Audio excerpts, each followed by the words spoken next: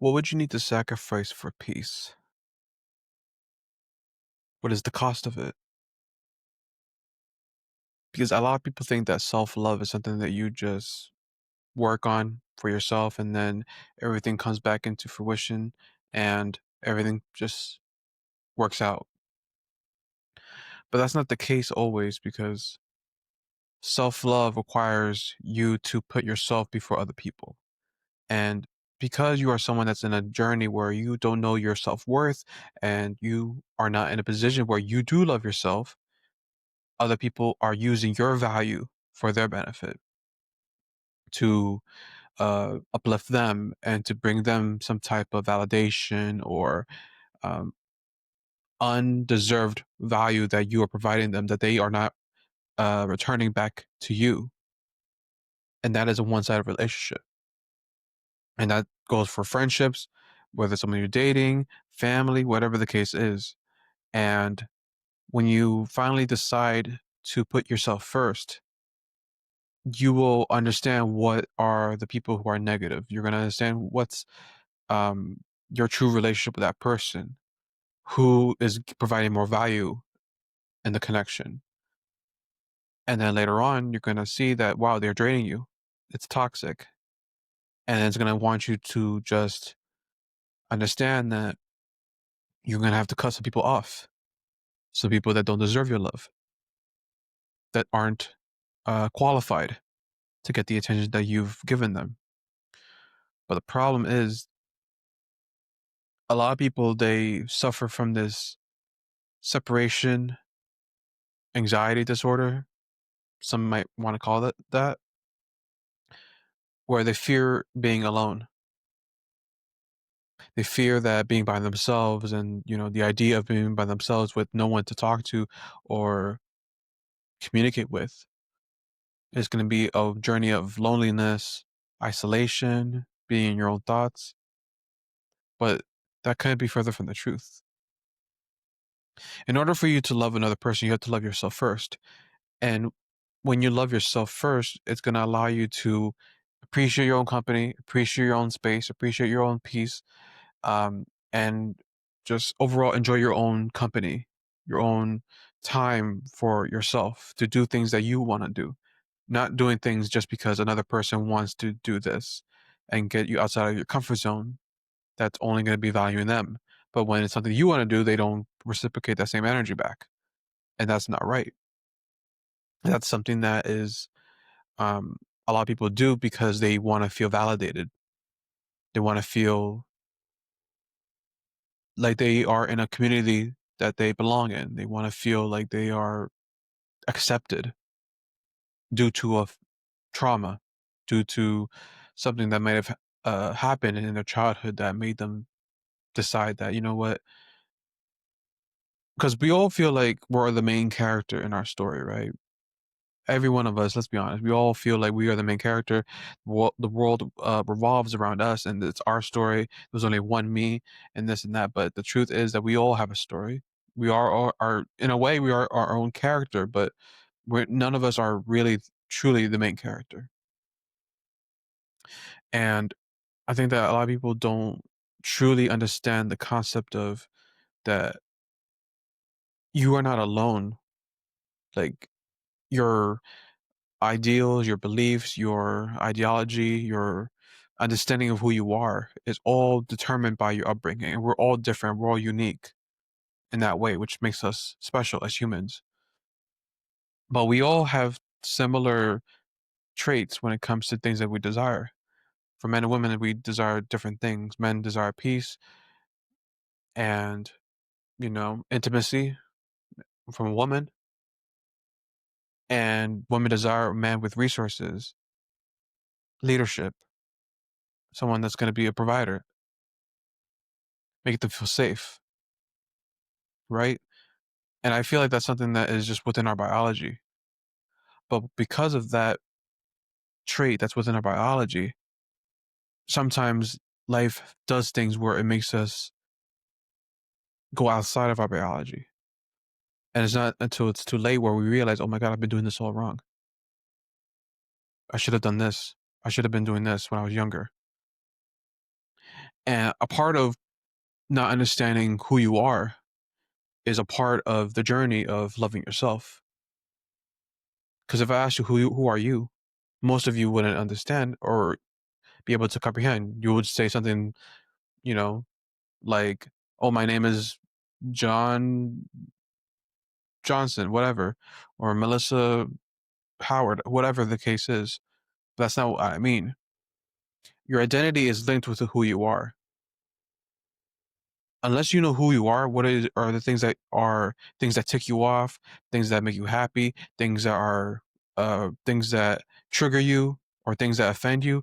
Unless you know those things, you are never going to be close to being on your self love journey. Your self love journey requires you to understand who you are and why you are the way you are. There's a lot of people that I don't look at people the same anymore. I see people as, in a weird way, kind of like laboratory experiments. I might see someone named Chris, and I see Chris grew up in this type of way where he isn't allowed to be vulnerable, isn't allowed to open himself up to be honest because of something that happened in his past. I see all these things within people's mannerisms and the way they talk and the way they communicate to each other. So it's important to identify these things because people will accept things just because that's what they're used to. And that's something very dangerous. If you grew up in an environment where all it was fighting, arguments, toxicity, anger, emotional distress, anxiety, depression, if you grew up with all these things, you're not going to understand what love is. And your idea of love is going to come off as not, what the true meaning of what love means and what it represents and what it symbolizes. You will go on this path where you're going to just, you're going to drive people away. And people with good intentions are going to demonstrate what love is to you, and then you're going to reject it because that's not what you're used to, and it's something different, and it's something that scares you because you feel like this is outside of my environment. This is not real. I don't know what this is. But it's because of your upbringing and your surroundings that allowed you to make your brain think that that's not what it is. Love, at the end of the day, is sacrificing personal desires, sacrificing the personal desires to benefit another person. It is an action. It is not a feeling, as a lot of people want to say it is. It's not um, in something that you just feel or something that just come out of the sky. If you love someone, if you work at, 12-hour shift, you're still going to text them. You're still going to make time to call them and do what you can to communicate with them and let them know that you are on their mind and you care about them. Love isn't solely based off of money, resources, and other things of that nature. And love also isn't just sex either for men and women. And it's sad because there's a lot of people that don't take the time to put themselves in uncomfortable situations to see if they're actually compatible with each other, to see how they would react and allow the man to lead the woman properly. Because a lot of women will follow a man that's not worthy of being, um, you know, followed. He's not a good leader. And when you identify these things, right? When you identify the things that make you want to continue to be better, because I think right now in the world, we are all in a situation where we forget to put ourselves first. We're always putting others before, but there's has to be some type of balance with it. Because when you put yourself, for example, if you're, husband, wife, and you're putting your kids first and make sure that they're, you know, taken care of and provided for, then that for me, that's love. But if you are consistently putting your own mental health and your own dreams aside because you want to appeal to a business or whatever the case is, yes, I understand money is something that you need in life and you need to work, but there comes a point where you are diminishing your own value. There's people that I know that are very talented in life, but they put themselves in a job that isn't going to benefit them and isn't giving them the right resources, and not using their talent fully because it is not is below their pay grade, and also just um, they could bring a lot more if they were in a better position. Self love isn't something that is easy. It's not something that a lot of people can truly understand until they actually put the work in. And people will run away from their trauma. People will run away from their own insecurities and lack of love, lack of a father, lack of a mother, lack of communication, lack of open space, feeling safe, lack of being able to be present. And that's something I've had to deal with myself. The idea of being present. There's only been one person in my life that's been able to make me feel present, and that's someone that I miss. But I think things like that happen in life so that way you could understand what that feeling is, so that way you can do that without that person. Some people think that, like, in order for you to feel that feeling of love and affection, all that, you need another person to be there with you. I think that's the thing about life that is funny. Sometimes you don't really need another person to, because if you depend on another person to give you those emotional dopamines in your mind and have that sense of, you know, love and feeling with so much curiosity, so much intimacy, love, and romance, right? Romanticism. It's not like, because we're all human. What if one day they don't want to be, pleasant to be around? It's important to identify those things and do things that's gonna make you happy, or at least content.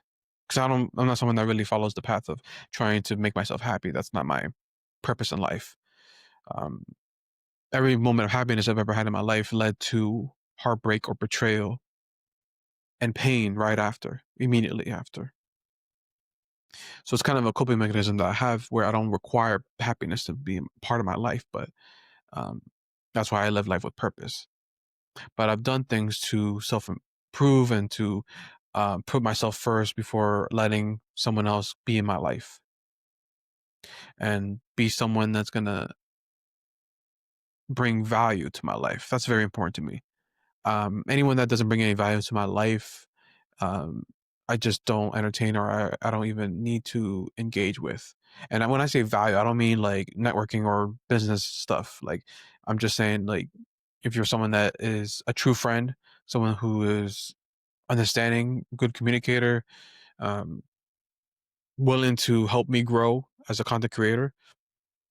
Those are people, or bring peace and good positivity.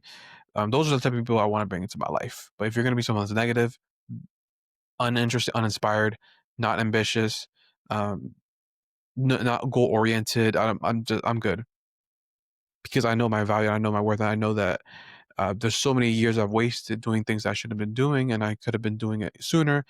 And who knows? Maybe I could have been at 100K subscribers or a million subscribers by now, but that's what we're doing right now.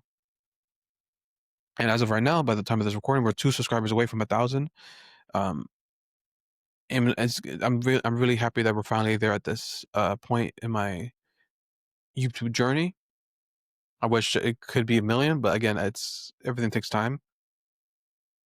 But I understand that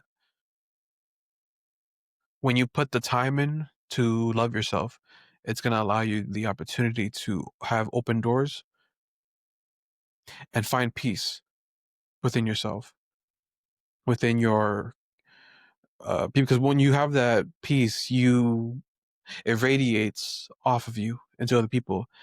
You have a smile, and people are like, wow, like people just can't explain it, but they just like people, human beings, we could tell when someone's in a bad mood, negative, doesn't want to be bothered. We could just feel it, right? And I feel like we live in a world where there's not enough positivity. Everyone is just stressed and miserable. So I make this video to try to open up you guys to be open minded